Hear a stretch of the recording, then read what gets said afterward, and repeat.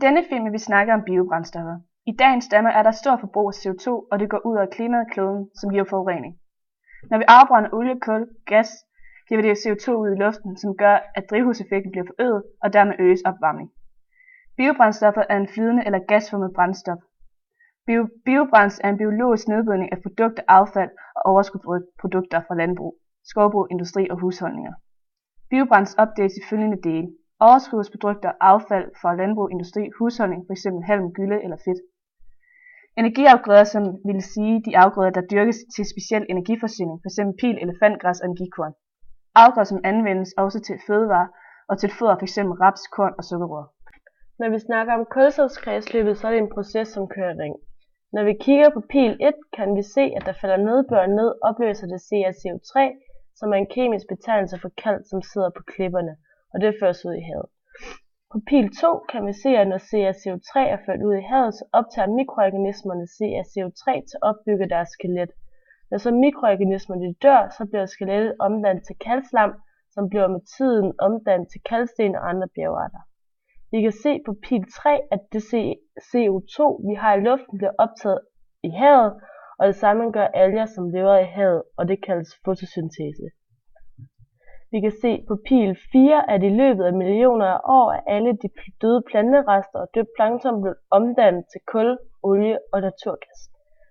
På pil 5 kan vi se, at når vulkanen går i udbrud, udsender den CO2 ud i luften. På pil 5 kan vi se, at på pil 6 kan vi se, at CO2 i luften bliver optaget af planter på jorden og bliver omdannet til plantestoffer gennem fotosyntesen. På pil 7 kan vi se, at når dyr og planter dør, rådner de, og det CO2, de er indåndet, ryger dermed ud i luften. På pil 8 kan ses, at dyrene spiser planter. På pil 9 og 10 kan vi se, at når dyrene og menneskerne ånder, bliver der sendt CO2 ud i luften. På pil 11 kan vi se, at mennesker spiser planter og dyr. På pil nummer 12 kan vi se, at tog, fly, biler og skibe bruger olie og benzin, som udsender CO2. Vi kan se på pil nummer 13, at menneskerne borer efter olie, naturgas, som bliver brugt til transport, olie og boliger. På pil nummer 14 kan vi se, at mennesker graver kul op af jorden, som bliver brugt til kraftværker, fabrikker og boliger. På pil nummer 15 kan vi se, at når olie, kul og naturgas bliver afbrændt på kraftværker, fabrikker og i huse, bliver der udsendt CO2. Fotosyntese foregår i plantecellens grønkorn, der kræver lys, kuldioxid og vand. Ved hjælp af lysenergien bygges kuldioxid og vand sammen til energirig glukose og ilt. Ilt er fotosyntesens affaldsprodukt, og på billedet her ser vi fotosyntesens formel. Fotosyntesen kræver altså lys, CO2 og H2O. Nogle planter, lysplanterne, har mange grønkorn og kan derfor lave en stor fotosyntese, hvis der er lys. Respiration foregår i mitokondrier, der findes i alle planternes celler. Her spaltes glukosen under iltforbrug til kuldioxid eller vand. Ved respiration-processen overføres energien i glukose til ATP, der kan udnyttes, når planten udfører et arbejde, såsom at optage næringsstoffer gennem roden. Og på billedet ser vi også formlen for respiration. Fødekæder starter altid med planter, der udfører fotosyntese. Alle organismerne i fødekæden, også planterne, udfører respiration og producerer således CO2 til atmosfæren. I fødekæden der lever man af de organiske materialer fra det foregående niveau, men er selv fødegrundlag for de følgende: æd eller bliv ædt. Mange dyr er altædende eller skifter fødeemne i løbet af udviklingen. Fødekæder er derfor ikke en detaljeret beskrivelse af den aktuelle samspil mellem organismerne, men de er meget velegnet til at give et overordnet blik. For at forstå, hvorfor vi kan få energi fra planter og alger, må vi forstå, hvordan de får lagret deres energi i første omgang. Mange alger foretager fotosyntese og respiration for at få energi, og derfor er der bred enighed om, at alger vil være et godt forslag til et energikilde. Hvis vi ikke havde fotosyntese eller respiration, så har man ikke mulighed for at få biobrændsel. Næringsstoffer og energien bundes sammen i føden og derefter overføres fra den ene næringstrin til det andet.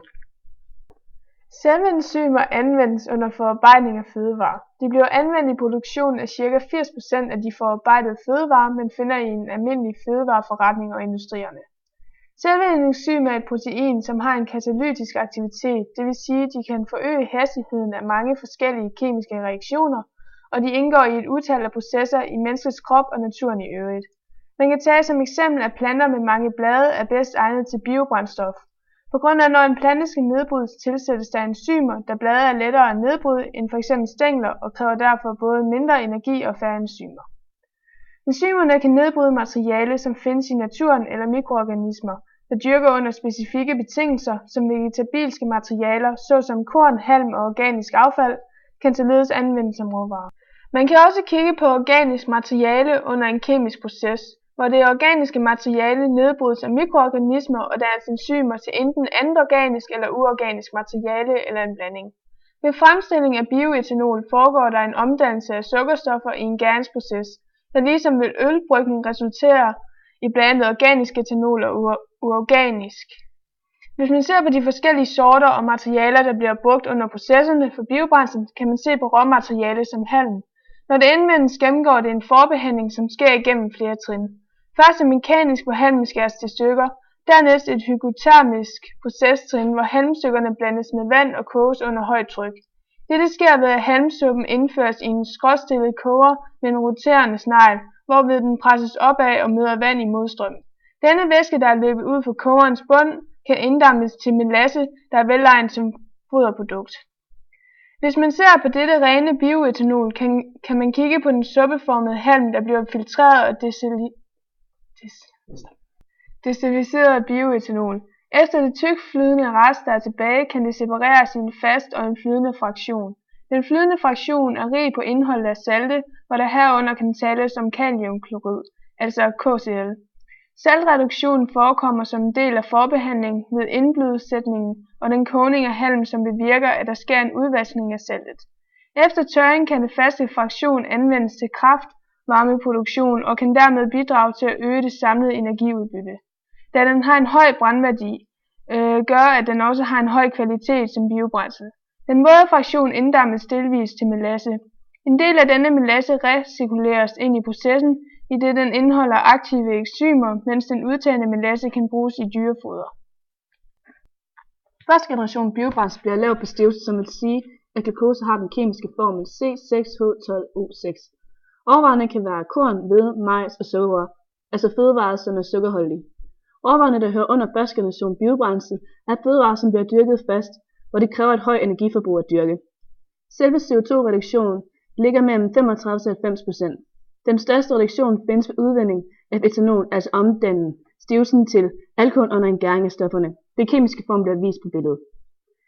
Anden generation biobrændsel bliver produceret af trøstholdige råvarer, som halm, træ og organisk affald fra landbrug, industri og husholdningerne.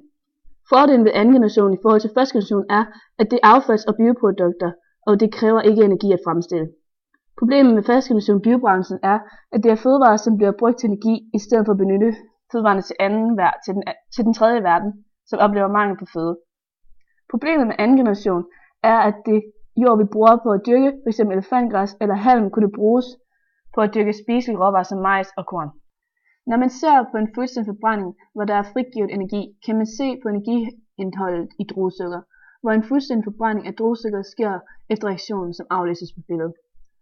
Når man ser på en blandingsreaktion, skal der tages højde for den frigivende energi, som bliver beregnet. I denne sammenhæng er det ikke praktisk at regne i frigivende energi per mol. Derfor angives det i stedet i brændværdien. Brændværdien er den energi, der frigives per kilo af et brændsel ved fuldstændig forbrænding. På denne graf kan man aflæse, at de sidste 50 år har der været et stigende forbrug af olie, kul, vand, gas og atomkraft, så verdensenergiforbruget er steget gevaldigt, og det er et problem for drivhuskraften. Når vi ligger nærmere ind i grafen, kan vi aflæse, at fra 1850 til 75 blev der kun brugt biomasse som energikilde. Men i 1875 til 1915 begyndte man at benytte kul som biobrændsel, hvor at i 1915 til 50 begynder man også at benytte olie, og fra 1950 og frem til nu kommer der en voldsom stigning af fossile brændstoffer, f.eks. vandkraft, gas og andre vedvarende energikilder, hvor at den stigende forbrug vil give alvorlige konsekvenser af den drivhuskraft og vores luft. Når vi skal kigge på, hvorfor der kommer mere CO2-udslip, så kigger vi på vores tabel over CO2-udslip i I- og U-lande og resten af verden. Vi kan se, at per indbygger i I-landene er ikke sten, hvor i forhold til U-landene er det sten. Fordi at fra 1980 til 2006 er deres ton per indbygger steget med 1,4%, og det gør, at der kommer mere CO2-udslip i atmosfæren. Så det vil sige, at U-landene er mest med til, at der kommer mere CO2-udslip ud i luften. Problemerne med fødevarer som biobrændsel kan være, at det mad også i Danmark har i overskud, at vi vælger det i stedet for at sende det til Afrika, at vi vælger at brænde det af i stedet for.